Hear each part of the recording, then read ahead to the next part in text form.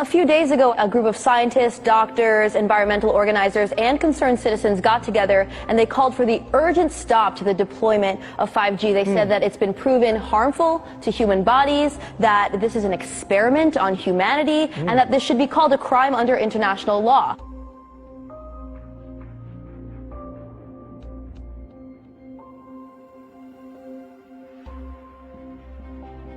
"5G is a weapon. It's used by the military. Do you know these 5G millimeter wave technologies are used to scatter crowds? They drive up in this technology when they want to scatter a cloud, and they put out these frequencies in a much higher power than 5G will be initially with us, but the same frequencies. And people scatter because they get the feeling their skin is on fire. Because the human body, including the skin, is an antenna. It interacts with frequencies and it receives and transmits information. At the cutting edge of understanding of DNA, scientists know that DNA is a receiver-transmitter of information. I have to tell people 5G story. It's bigger than the Holocaust. It's bigger than anything you've ever heard. I'm Mark Steele. Anybody who hasn't heard me. I'm a weapons systems head-up display expert. I'm one of the leading experts in the world. I've actually brought cover in relation to this. The reason I became an expert was because I invented 5G as a killer. Do not believe a single word I say. Not one. I want you to do your own research. You'll find it's absolutely terrifying. There are going to be boxes broadcasting 5G, this weapon, down every street, all over the world. What we're concerned about 5G is that it's going to require a transmitter about every 3 to 10 homes. So you're talking about a small cell tower placed in front of your home. Because at these high frequencies you can't have... It doesn't travel very well. Yeah. And people need to understand, it's 24 gigahertz to 90 gigahertz. These are not 2 feet, these are 2 inches to half an inch. And this is very dense wireless radiation hitting our bodies.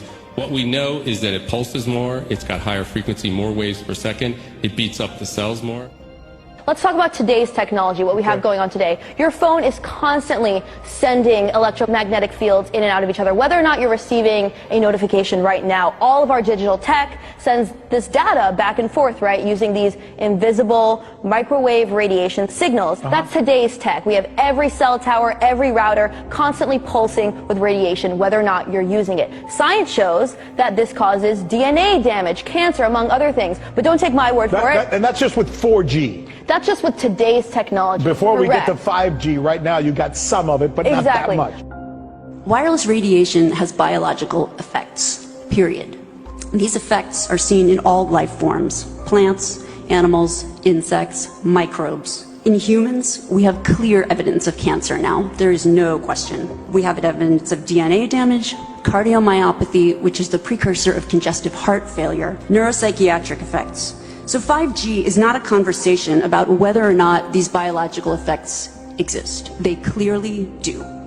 5G is a conversation about unsustainable healthcare expenditure.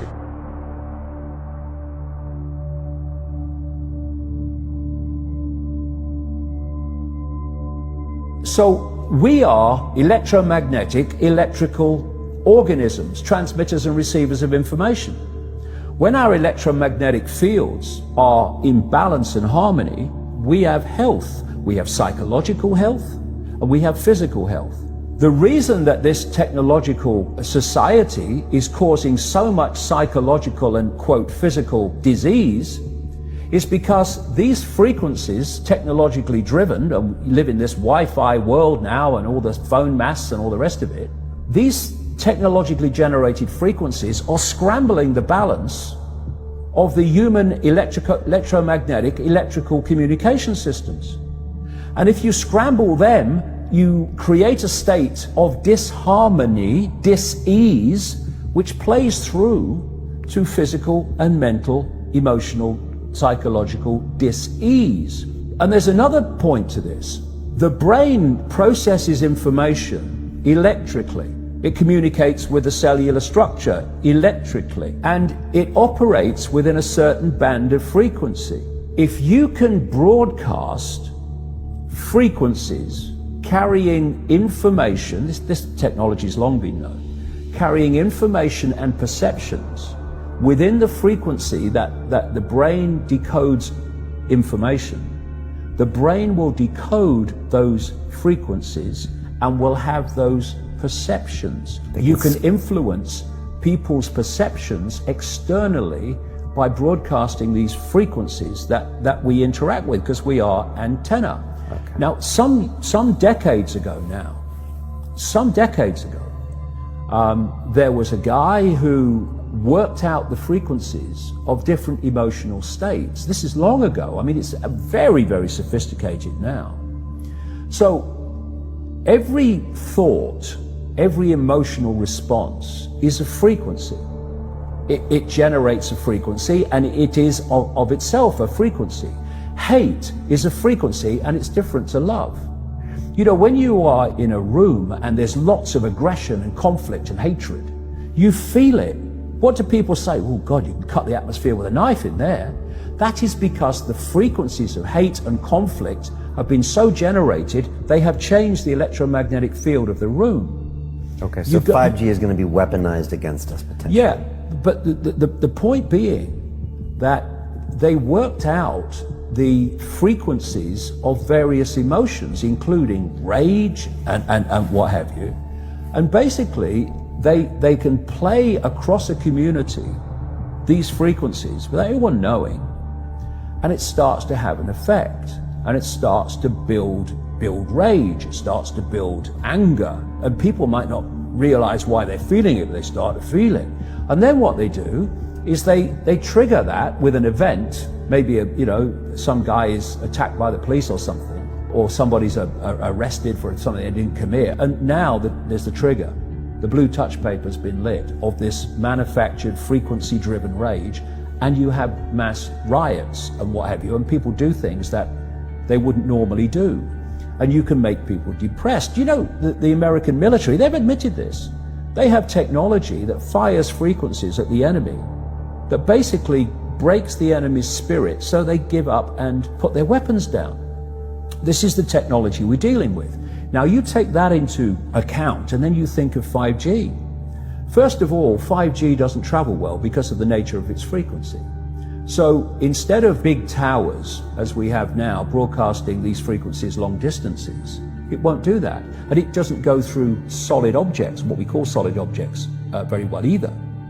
So to overcome that, there are going to be boxes broadcasting 5G, this weapon, down every street, all over the world. You're talking phenomenal numbers of these boxes, broadcasting like on the lamp standard outside your children's bedroom and stuff, broadcasting this stuff.